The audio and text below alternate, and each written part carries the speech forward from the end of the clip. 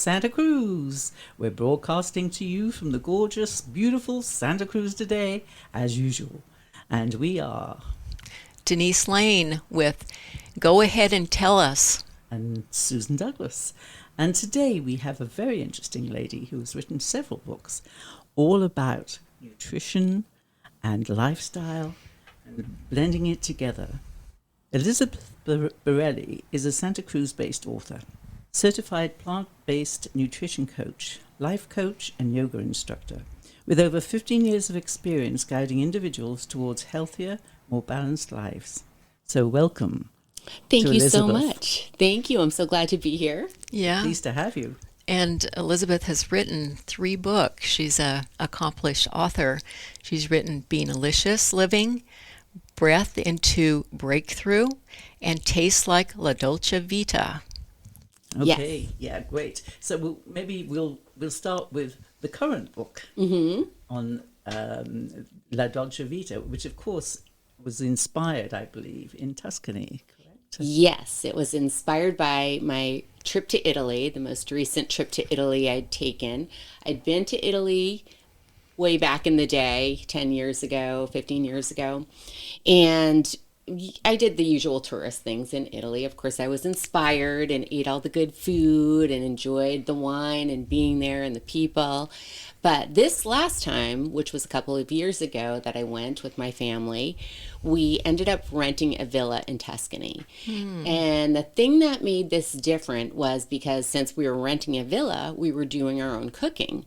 So we went to grocery stores, and that had such an impact on me. I just remember walking through the cheese aisle, and it was just a little small town grocery store, but the food was so fresh. It was like a gourmet grocery store that we would have here.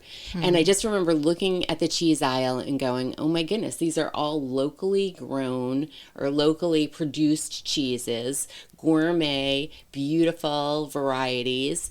And they were just your everyday, that was your everyday food for the Tuscan community that I was in. Wonderful, yeah. Yeah. And then I just thought, I want to take a little closer look in this grocery store. And so I went down the cereal aisle, and plus I had my kids with me, so I thought, well, maybe I should get some cereal. There were probably 2 kinds of cereal. There was no Frosted Flakes or Cocoa Puffs or, the huge varieties of sugar-sweetened cereals we have. There were maybe a couple of bran flakes or something. Amazing. And it was true for all of the packaged food. So there was just much more local fresh food. It was beautiful and bountiful. And then the packaged food, there was so much less of. So that really stuck in my mind. And then throughout the rest of the trip, I began to visit more grocery stores, and I noticed the same thing throughout. And it really struck me that just the choices we have and the diet culture, the food culture is so different. And the packaged food that they produce in Italy has far lower sugar content. Right. Yes, for sure. And I think that's generally throughout Europe too, isn't it? Yes. Yeah. So you discovered this. So how did your mind start operating on this compilation for the book? Yeah, and is this where you first became interested in the Mediterranean diet? Well, so funny story. I wrote my first book, Beanalicious Living, over 15 years ago after I earned my certificate in plant-based nutrition. And that book was full of facts and information about the problem with the American food system. So, talking about all the additives we have in food, all the ultra processing, it was really kind of negative, right? It was like, the way we're eating is wrong. Right. We need to eat differently. And here's why you should do it, because you'll be healthier. And here are some recipes. Right. So people that bought the book, I did some talks and got some good feedback. And people that bought the books said, oh yeah, I'm going to start eating more beans. And they were inspired. But that was really before I knew as much about coaching as I later learned. I later earned my International Coaching Federation certification as a life coach and began working more as a coach. So I had this information initially from my nutrition certification about wellness, but I didn't really understand how people make choices, change habits, and especially when it comes to food, because food is so many things, right? It's sustenance, of course, but it's also emotional, it's cultural, a lot of times it's convenience, habits. So I was putting out this information and then feeling frustrated because when I was working with people, they weren't really able to sustain these changes in the ways I thought they would, just because knowing better, what I learned is knowing better doesn't necessarily lead to doing better. Yeah, interesting. You need a lot more support than that. Right. Yeah. And so back to the question, why did I write this book? It was because when I was in Italy that second time, I was so inspired by not only the food, but the culture and just the lifestyle, the Mediterranean lifestyle. And I wanted to approach diet and lifestyle changes from a place of inspiration. Right. Not, don't do this or something bad's going to happen. Yeah. But do this because it's going to make you feel better. It's going to make you happier. The food is going to be delicious. You won't feel like you have to compromise. Yeah. Yeah, get excited about it instead of beating yourself to do this or do that. Yeah, get excited about food. Yeah. Yeah. Right. And that's the kind of, approach that will lead to sustainable change. And it's also about slowing down to ingest this food, correct? Absolutely. Yeah. So do you want to talk us a little bit about how you incorporate the breathing method with eating and overall wellness? Yes, I like to think of it as the mindful Mediterranean. And what I like to say in workshops is Italy is the birthplace of the slow food movement. I don't know if you're familiar with the slow food movement. Yes, definitely. Alice Waters, yeah. Right, and just really, knowing where the food's from, buying locally. It's, another whole lifestyle where you really take the time to get to know your food, get to know the farmers that produce it, buy from the farmer's market when you can, take your time preparing your food, and then sit down and really savor, slowly enjoy the food. It's mindful eating, Mindful, really. yeah. Yeah. So, back to what I talk about in workshops is I say Italy's the birthplace of the slow food movement. What do you think the U.S. is the birthplace of? Fast food movement. Fast food. Definitely. Absolutely. Yeah. And it just keeps getting faster. Like, it's almost like we want to be efficient. First of all, our culture is so sped up much more than other countries. And we want to even keep getting more efficient with drive-throughs and grab and go. If you go to the grocery store, any grocery store, you'll just see cases of grab and go foods. Right. So you can just eat in the car or at your desk. Right. And that doesn't give your body time to not only enjoy the food, but even to register that you've eaten enough. So it's compromising our health, our digestion, and it's leading to overeating. Right. Yeah. So and also I think you can put that as a factor towards the communion of family, because people are on the go eating, not sitting around a table talking about their day, sometimes. Right. And I think it's a huge factor in the contribution of our society today. Absolutely. Yeah. Absolutely. And that is one of the things with, I'm sure a lot of European countries, but we noticed in Italy, we took some classes from these local chefs that had a restaurant. And so we were in the restaurant and their families, their grandchildren came in. They really sat around and just had these really solid relationships with their families. And they told us that family's so important to them. A lot of times they have multi-generational families living in the same house. They eat together. They spend so much time together. And it was interesting because when I came back and I was doing the research for this book, that was one of the factors I wanted to explore.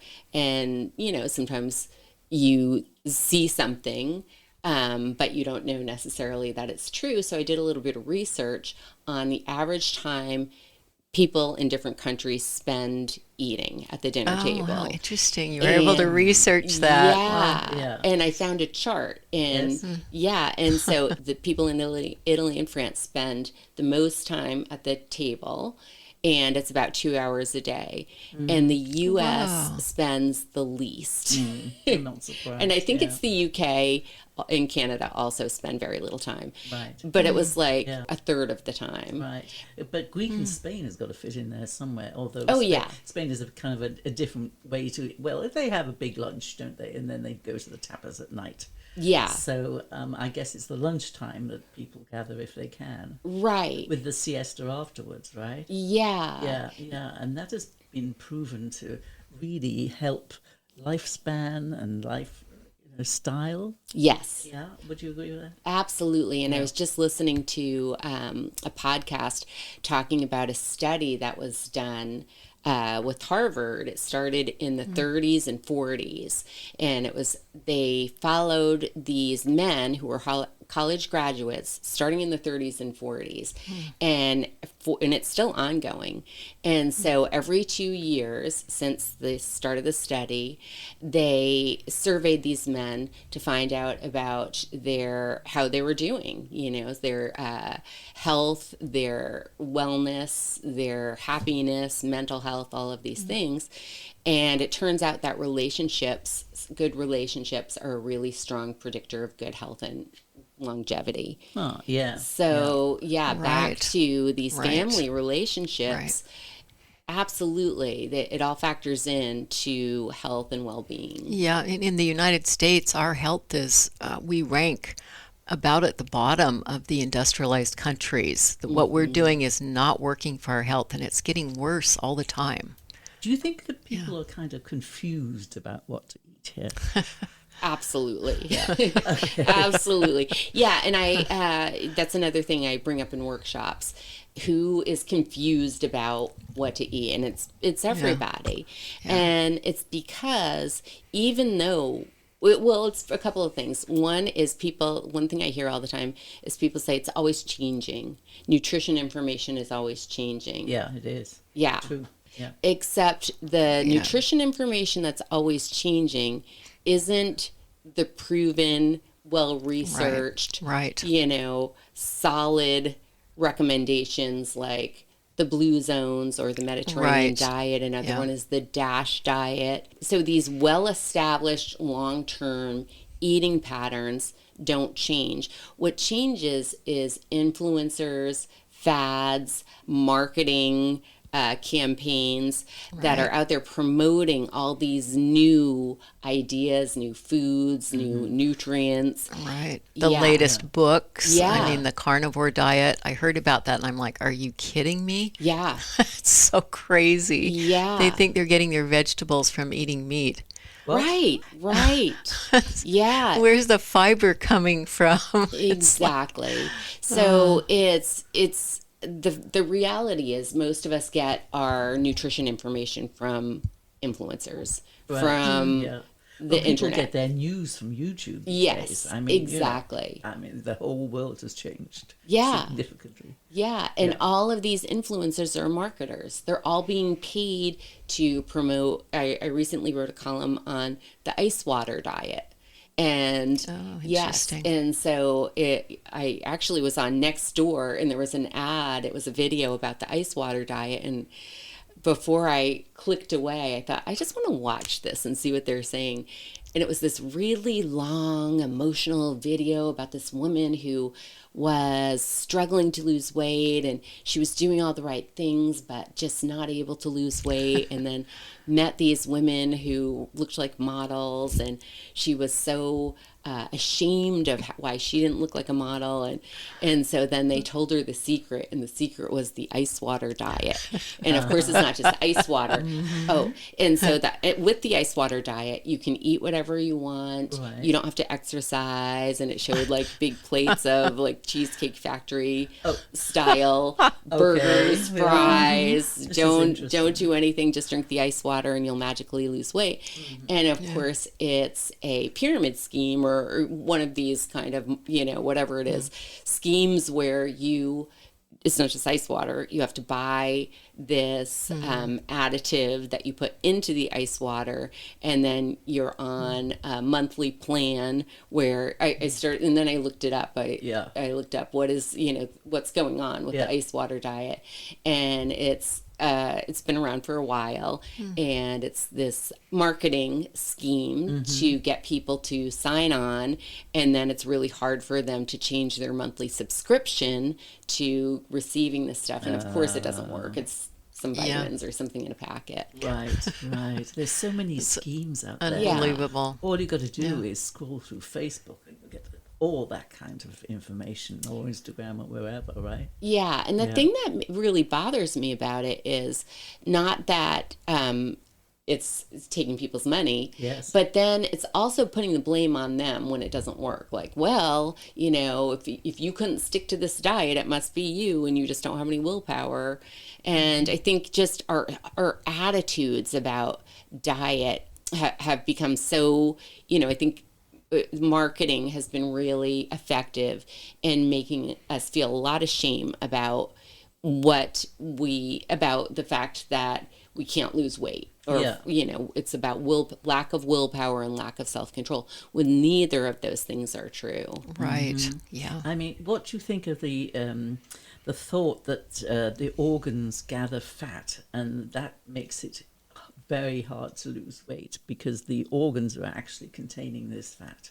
Well, there is visceral fat that can surround the organs, right? And it can be harder to lose that fat, but that's just part of the weight loss process, right? So if you're in that condition, you've been overweight for a while, that may be a condition that you're experiencing, and then losing weight will help to address that as well. Right. Okay. Yeah. But it doesn't make it harder to lose weight. It just means it's harder to lose the visceral fat. Right. Because I even seeing these ads for liver flushing and all this kind of thing. Oh. Because towards weight loss. So I don't know, if that kind of crept into your research or not, but that's out there too. Yeah. If it's a fad, it's probably not really scientifically proven. And I do suggest, because there are so many fads out there and they can be so compelling, some of these of these new products or solutions can be really compelling. So do your research before you spend a dime. Right. It's good to know. So I want to flip back to Italy a minute. What did it teach you about the rhythm of daily life, and how do you tie that into mindful practices here? Well, a couple of things. And I think one is, like we talked about, slowing down. So that idea of just slowing down, sitting down when you eat. So for most people, or not most, but a lot of people just don't even sit down when they eat anymore. They just eat on the go all the time. So definitely about that slowing down. And probably breathing. Take a few deep breaths. Yeah. Absolutely. And the other thing is people spent a lot more time walking. So outdoors, it was really common after dinner to just take a walk. Right. So really just slowing down. What we would call mindfulness is just almost a way of life there. The things, the being present, living with more of a sense of purpose. Right. The movement, the being outdoors, all of those things are just part of the lifestyle. And because our lifestyle has just gotten so much more fast paced, we've just eliminated a lot of these things that are really important for our health and well-being. Right, you've actually coached clients through lifestyle change, employing these methods, correct? Right. Yeah, yeah. And is that in the book on breath? It's in both It's of in the both. books. Yeah. But Yeah. I think one of the things I came back with after being in Italy is the importance of sitting down, mindfully eating a meal, and then waiting until lunchtime to mindfully eat a second meal, or whenever your meals are. So the idea of meals being a sit down experience, slowly enjoyed, and then not snacking all day. And I think that's one of the things that in the US, one of the habits, one of the, sort of the cultural habits we've developed is the idea that we need to constantly be eating on the go with our energy bars, Right. energy drinks, this idea that we need to constantly stay fueled with energy from food and beverages, Yeah. when really that's not great for your digestion, and it Right. leads to overeating. Yeah. Ultimately, you have more calories. Yeah. And a lot of these energy things are just loaded with sugar. They're Right. just sugar bombs. Right. Yeah. So, yeah, I think that's another sort of misnomer in our culture that was just a good reminder when I went to Italy that not everyone lives like this. Right. Yeah, and sugar is a major cause of inflammation, which Absolutely. inflammation is like the bad guy under almost all the diseases. So, Yes. how do you help your clients shift from dieting to truly living this way? Well, one of the things is that a lot of people don't realize, and this is one of the things I talk about in workshops. So I'll bring an energy drink, a healthy looking energy drink like we see all the time, the green juices. Yeah. And I'll just show them, okay, this green juice says it has protein and nutrients and it's made from all natural ingredients, it's organic. But look at the sugar. And the sugar is often, usually off the charts, double digits, 25, 30 grams of sugar. And what a lot of people don't realize, because what does that mean, right? 30 grams of sugar, so what? The recommended daily amount of sugar is 25 grams a day. So Wow. there, you're just spiking your blood sugar. And so I think some of it, a lot of it is education, knowing that you can't trust what you read on the label. You have to really plan in advance and know which foods are really going to support, first of all, the enjoyment of food, things that you like, and are going to have enough fiber, meet your nutritional needs. And one of the other things that's really coming out there in the research lately over the past few years is the importance of not only fiber but diversity in the diet. Yeah. So I really work with people to look at how they're eating now, and what we don't want to do is say, like we talked about in Beanalicious Living, oh, this is, all wrong. You have to change everything. It's about making shifts that seem the most attainable, looking at the quote unquote low hanging fruit and seeing where are the shifts that you can start to make that you're going to be able to sustain. And as you move forward, continuing with those shifts toward eating more fiber. Most of us are way low on fiber, extremely fiber deficient. We hear so much about protein. Most people are not protein deficient, despite what you hear on social media. Right. Almost no one is. But most people are tremendously fiber deficient. They need fiber drinks as opposed to protein, is it? Right. Well, they really need, and smoothies are really good fiber drinks. Right. That you make If yourself. make it at home. Yeah, There's the exactly. difference right there. Exactly. Yeah. So starting from this place of how can I incorporate more variety and fiber and fresh local foods into my diet versus how can I eliminate all these things and then I'm going to really want it and I'm going to feel like the minute I'm quote unquote off my diet or met my goal, I'm just going to go right back because that's what typically happens. Yeah. Do you suggest eating the color of the rainbow? Yes. Yes. Yeah. Yeah. Because That's kind of an easy one. Yes. I remember it. Yes, It's, yeah. That's true when you're buying your vegetables. Now, how many Right. colours have I got here? Right, and it's about getting that variety. So now some recent advice that makes a lot of sense is getting as much variety in your diet by eating up to 30 different varieties of plants a week. Whoa, Yeah. 30. Yeah, Wow. but that includes grains. Ah, yes. Yes. And there's many of those. Yes, because in the Mediterranean diet, in all of these diets that have been proven to have the greatest health benefits, and there's a website, and people might say, well, how do we know? There's so much confusion out there. There's a website that I always recommend people checking out, and it's U.S. News and World Report. Okay. And they do an annual assessment of all the top diets, and they've been doing it for 15 years. And with this assessment, they have a large panel of unbiased experts, like not associated with the organization, the media, just people that are from a very wide cross section of expertise. So doctors, nutritionists, dietitians, diet experts from just a wide cross section, and they evaluate all the top diets.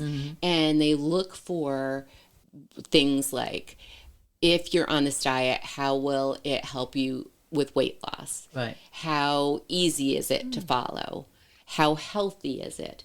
How likely is it that you'll stay on it? How affordable is it? So all of these different factors that really play into whether or not a diet is sustainable and whether it works.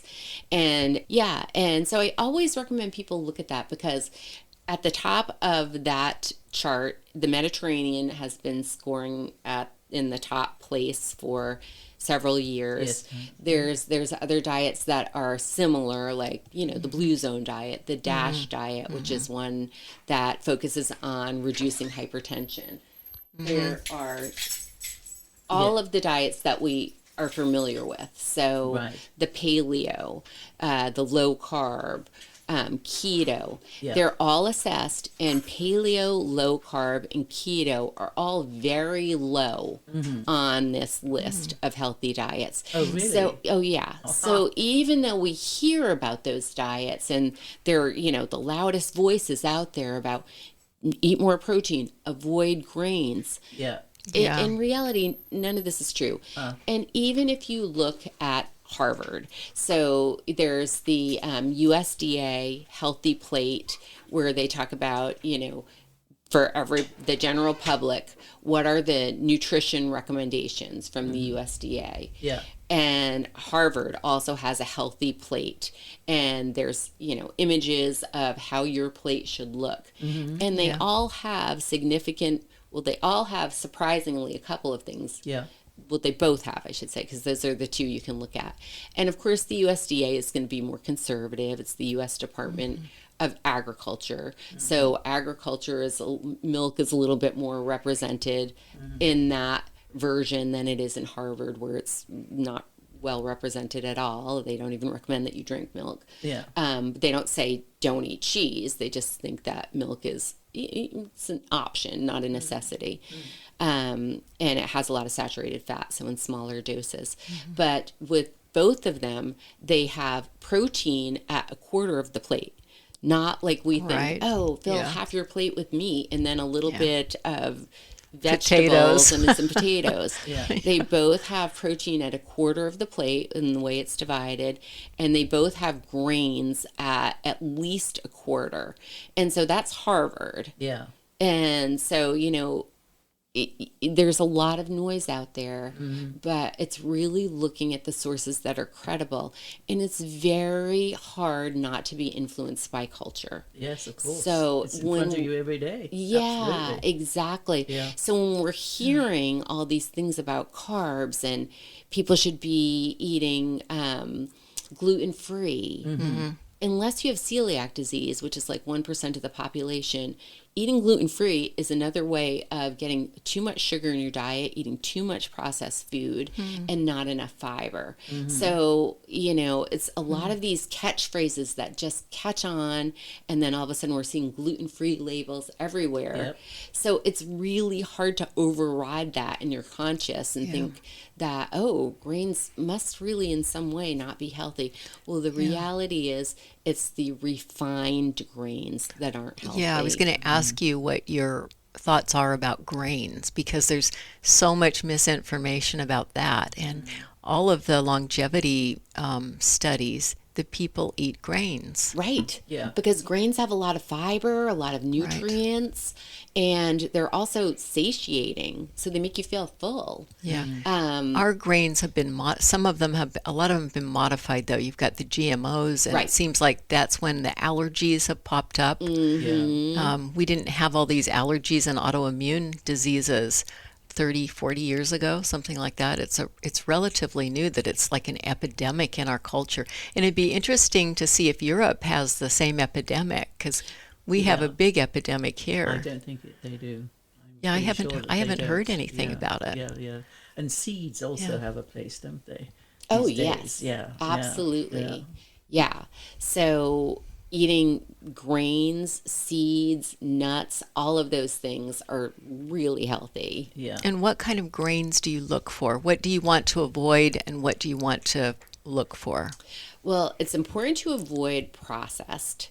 So and everything's processed, all bread is processed, but highly ultra processed. So if it's got, a lot of ingredients and a lot of preservatives in it, like if it's a loaf of bread and you look at it and it says, 20 things, when really all that's required to make bread, wheat bread, is whole wheat flour, yeast, maybe some salt and water, and you're seeing 50 ingredients, then there's a lot of preservatives in that food that aren't going to be a good choice. So as often as you can, buying organic, because that GMO cannot be organic. They can't use the organic label if it's GMO. Okay. And if you can go to the local bakery, buying breads there at places we're so lucky because we just live in such a food mecca. I know. It's we're blessed, super blessed. Absolutely. Yeah, I know. All the farmers markets.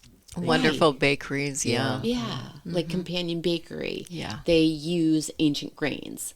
So, just doing a little bit of research and finding out where the good bakeries are, or if you're going to the store, just buying, even, you could go to Whole Foods and buy bread at Whole Foods from their bakery. Right. And just doing that research and knowing what you're buying.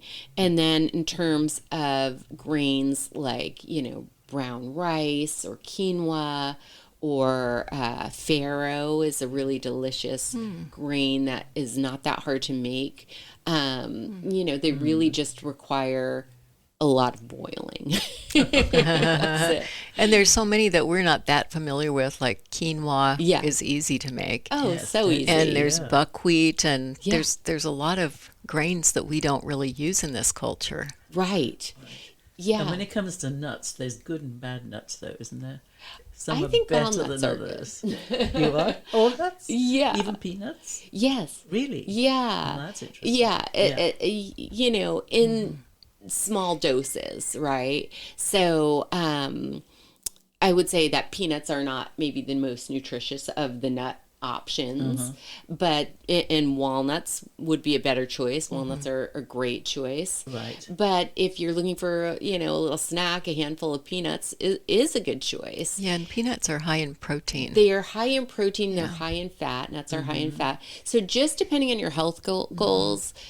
Yeah. So there's room for most whole foods in your diet, and it's all about just finding that balance, understanding what your goals are, and you don't have to be a nutritionist, just having a basic idea of, okay, are these high fat, are they really calorie dense, and if I'm looking to cut calories, maybe more moderation in some of those food choices. So if you were to recommend a smoothie for the smoothie drinkers out there that's fast, nutritious, doable. High fiber. Do you have a favorite recipe that you can share? I do have a favorite recipe. Okay. And it is frozen fruit. Right. So you can go to, any of your local stores and buy the, bag of frozen fruit. And I'd say put about half a cup of frozen fruit in a blender. If you're plant-based, you can use some plant-based yogurt. You can add a little bit of protein powder if you're looking for a little bit of protein. And then things like hemp seeds are really good. That's a really nice way to add a little more nutritional value. I love to add sprouts. Okay. Yeah. Yeah. So sunflower sprouts are very neutral tasting. Right. And you can get those at the farmer's market or I think most of the grocery stores. That's not an item that's always on my grocery list, I have to say. Yeah. So, yeah, that's an idea.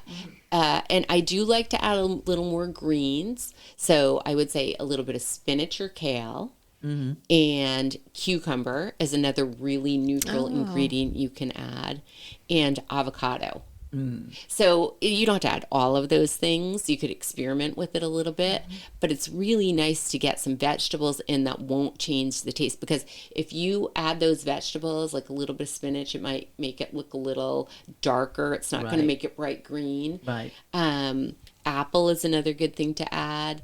But adding these ingredients gives you that variety. So right there, you've got like 10 different ingredients in your smoothie, some protein, tons of nutrients, and fiber, and it's filling. Yeah. So that's a really good way to start the day. Yeah. So that fiber, having it in a smoothie, is as good as chewing up like a salad. Eating It's a salad. not as good, 'Cause but it's it's different. still good. Yeah. It's still really good. Yeah. I had wondered about that. Yeah. I love smoothies. Yeah. No, smoothies are a great choice. Different than juicing. So juicing removes the fiber, and the juice, the sugar from the juice, goes right into your bloodstream. Yeah. So juice is one of those things where, we've been raised, at least I was, to believe that you should drink your glass of orange juice every day and get your vitamin C. And orange juice, it turns out, has double digits amounts of sugar. So as do all juices. They have as much sugar as a can of Pepsi. Yeah. So Unbelievable, isn't it? Yeah. So Amazing. yes, you're getting some vitamin C, but you could also eat an orange and get that vitamin C, the fiber, and it would be a lot more slowly assimilated into your body, into your bloodstream. So the sugar would be not hitting you all at once in a big sugar spike that could then cause a crash. Right. Yeah, that's great. Can you say a little bit about your book, your latest book, and how does it have a kind of a step-by-step approach for people to start doing this, and the recipes? Like, I'm always looking for good recipes and something that will my husband will eat, right? Because he's Mr. Fussy. Wondering, does your book have that in it? Yes. So I start with asking people to familiarize themselves with the Mediterranean diet pyramid and just understanding what the principles are. Yeah. So the main principles of the Mediterranean, I should have brought one that you could look at. If you look at the pyramid, the bottom of the pyramid is, in the Mediterranean diet, grains. Oh. Isn't that surprising? It is. Yeah. And then legumes, right. Beans are also an essential part. And then going on up, you have your vegetables, your fruits, and then at the very top, and then fats, olive oil is a really important component of the Mediterranean diet. Yeah, to a lot of people, that is the Mediterranean diet. And it's and I think that's one of the things, and that's what I like to go through with people and go, it's not about eliminating all the good food from your diet. Olive oil, most people really enjoy olive oil. Yeah. And so it's about making some changes. So where can you switch butter for olive oil? in your diet or whatever other oils you're using. Right. So where can you make those switches that are not going to make you feel like you have to eliminate, but rather change things or shift? And then at the top of the Mediterranean diet is meats and sweets. So fish is below the very top. So there's fish, chicken, but it's not a daily thing. It's more a several times a week thing. And then at the very top is meats and sweets. And that's maybe like once a week. Not, you know, that's every fascinating. Although gelato is very popular. meal. Yeah, it is.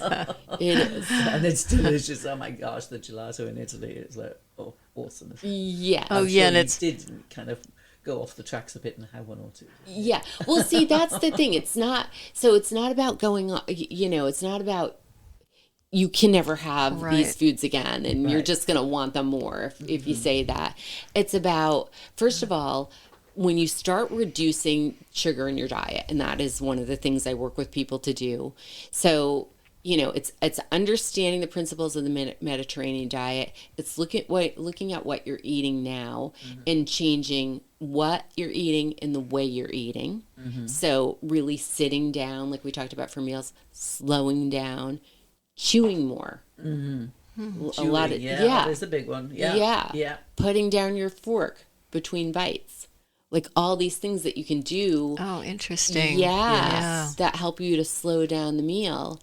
And then as you start reducing the amount of sugar in your diet, and as you start slowing down and really tasting your food, you're going to notice that things taste sweeter. You know, so that's interesting. We're so used to having so much sugar in our diet. It's in, like, if you go to Trader Joe's, there's a lot of things I love about Trader Joe's, but the fact that they put sugar in everything isn't one of them. So, you know, soups, sauces, all of these things that you would not think would need to have sugar in it, they do. And so once you start really slowing down, making more of your food at home, you start noticing the amount of sugar that's in things and you become more sensitized to it. So you need less. And you know, you also might even be turned off by some of the things you liked before. And I know that's been true for me. I used to be addicted to sugar, and I'm not exaggerating. I was really a sugar addict. And when I started applying some of these principles and when I started weaning myself off sugar, now I never crave it. I think most things taste too sweet if they have sugar in them. And I'm able to like have a little bit of dark chocolate and not need to eat the whole bar. So that's a good discipline. Yeah, that's great. Dark chocolate is actually good. Oh, yeah. In certain quantities. Yeah. Absolutely. Yeah. And so it's really about, you know, making these gradual changes in ways that your body starts adjusting to and normalizing. Right. So it's less about, I, you know, have to stay on my diet so I can't have the cake and everybody else's. Yeah. It's about going, I'll have, you know, some cake. Okay, that's enough. It tastes really sweet. I don't need a whole slice. Right. Yeah.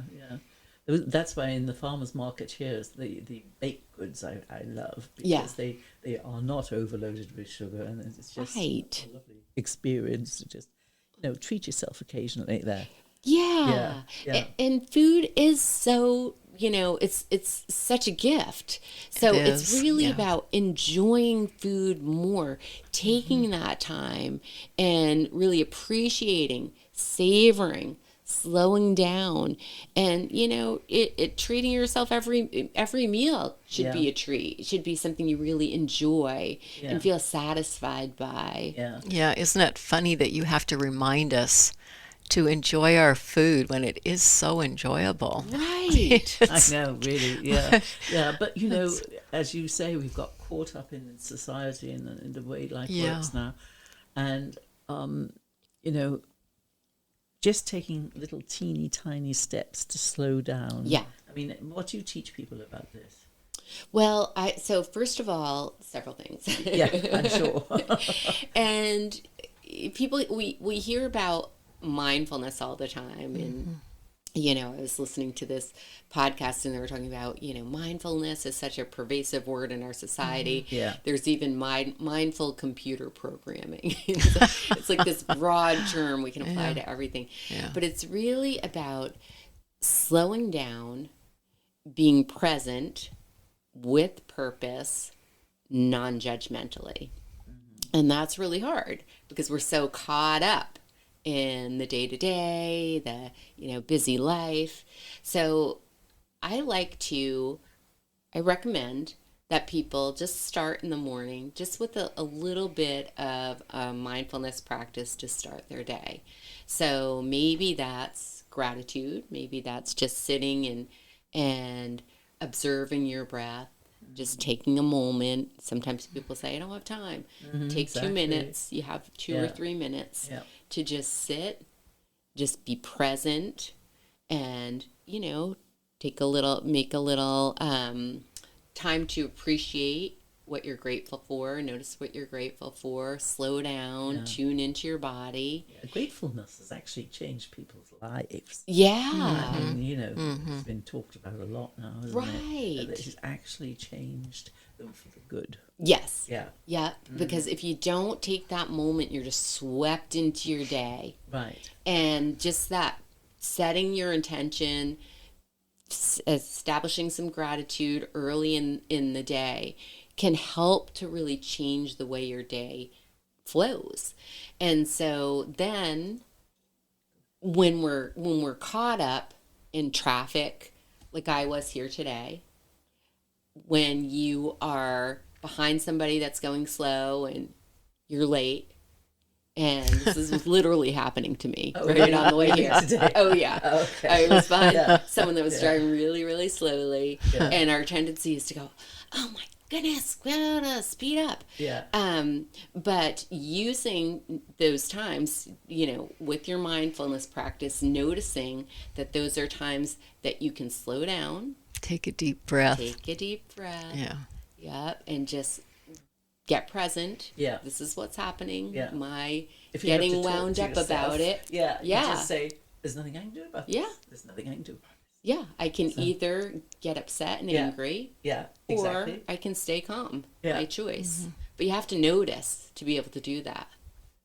And we're so in the habit of, just rushing Right. that most times we don't. So it's just establishing that intention in the morning to be present when you're ready to go into reaction mode. Right. Get present and decide, is this really the best choice? Yeah, you could talk to yourself in the morning with your gratefulness, I suppose, and say, nothing today is going to upset me. Yeah. Or words to that effect, I suppose. Yeah. Absolutely. Yeah. And Yeah. then try and keep that mantra going all day. Yes. Which is not always easy. Positive affirmations. Yeah. Right. So we haven't talked about salt much in all of this. What is your opinion of salt? Because, I mean, it is a factor in certain elements of health, right? Right. Well, yes. And it's a flavor enhancer in food. They use it. Yeah. So my answer is the same as it is for a lot of these questions, is the excess salt is usually in processed food. So when you make your own food, you get to control, and restaurant food. Yeah. So that is another really big reason for preparing your own food, because then you get to control what you put in. Yeah. And by default, if you're eating at a restaurant or eating packaged food, they want to enhance that flavor as much as possible. So they're going to put maximum salt, maximum sugar, maximum fat. Yeah. Yep. And when you prepare food yourself, you get to control that and use less salt, just to the point, stop when you feel like it no longer tastes bland. Use herbs, use different kinds of seasonings, and just, start again reducing the amount of salt you use, because once you have that increased sensitivity, you will find that a lot of these processed food and restaurant foods taste too salty. Uh-huh. Okay, that's interesting. Yeah. So, and I was actually amazed when I don't know, somehow I discovered that the salt content of a tomato. I say tomato. Because you're English. Yeah, there's so much salt in tomatoes. There's no need to add any salt, really. Exactly. Yeah. And when it's in a whole food, whether it's sugar and fruit, which, some people even, now on certain diets, they'll say, don't eat fruit, it has too much sugar. But it's got all that fiber. So Right. all the fiber helps to assimilate these natural nutrients like salt and sugar into your body in a way that is healthy. Yeah. And some cultures, don't they eat fruit for dessert? Yeah. Yeah. I always remember in Rome seeing these lovely floating ice buckets of oranges and other fruit, and just taking it out of the ice water. It was just on a hot Roman night, just lovely. Yes. And can you share what your go-to quick and easy Mediterranean meals are? So, yes. And so a lot of times when I'm doing workshops, there's people that are just cooking for themselves. And so that's one of the big struggles where, you're cooking for yourself. You don't want to do a whole huge project. And, because then you have to do the cleanup too. Right. So one of the things I really like to do is prepare, bulk foods, I'll say, prepare large amounts of food and freeze it. So what I remind people is that everything you see in Trader Joe's, Whole Foods, in the freezer aisle, so beans, rice, breads, all of these pastas, they can all be frozen. Yeah. So what I like to do is batch cook, not bulk, batch. So I really like to batch cook. So I'll make a big batch of beans, a big pot of beans, or a big pot of rice, and then I'll throw a bunch of vegetables in when when the cooking is almost the cooking of the either bean or grain is almost cooked through. I'll throw some chopped vegetables in, and then add some. I like to have a lot of nice sauces on hand, so like pesto and olive tapenade and chopped tomatoes. So all of these things that you can just quickly add into those ingredients and into your recipe. Yeah. And then you have a delicious pot of whatever that meal is that you've created, the one pot meal. And then you can add some protein. You can add some tofu. Maybe you add, if you eat fish, you could add some shrimp, or whatever other protein source you like at the end. And then I like to put the bulk food that I've made in jars and freeze it. So I have lots of ball jars, and my freezer has a lot of jars of food that I've made in it. So like a little one jar meal. Yeah. So it's like a one-time event to create all the food, and then you can work with it and live with it. So, Yeah, that's fabulous. I love that idea. Yeah, but we really enjoyed these conversations today. Yeah, This is we could go on and on, but we've run out of time. We've run out of time. So, where can we find your book? You can find it at Bookshop Santa Cruz or online.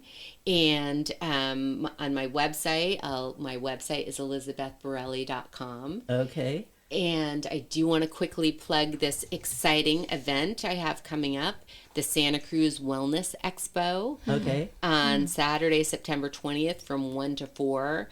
And there will be about 40 local wellness experts, practitioners, and makers coming together on one roof. It's free to attend, and I'll be there with my book. So I would love to see you there. Taste Like La Dolce Vita. Remember the title, people. And Elizabeth, thank you so much. We really appreciate your attendance here today. Yes, thank you. Thank you both. Thank you. A very fun conversation. Yeah. And thanks to you, our listeners, for joining us and listening to our podcast. We appreciate you. Until then, it's Denise and Susan signing off. Ciao, ciao, ciao.